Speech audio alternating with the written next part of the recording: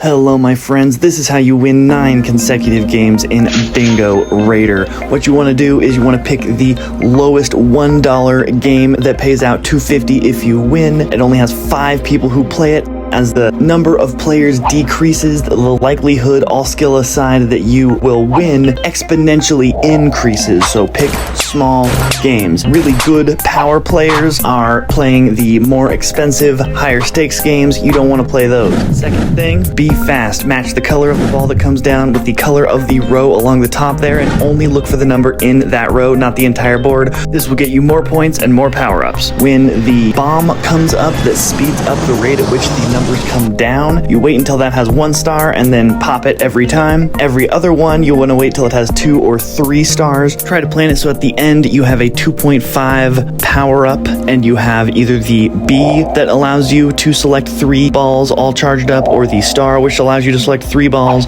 Then you hit that 2.5 in the last 3 seconds. Then you hit your other power up, select your 3 balls, and then smash all of your bingos, and it will double 0.5, 2.5, all of your points and lead you on to victory. To recap, quantity, not quality. Avoid the higher stakes games that have the power players in them. Don't allow the speed power up to get all the way to 3 stars, just 1 star and use it. Start with the corners, then get the diagonals, and then anything that's in the center and work your way out.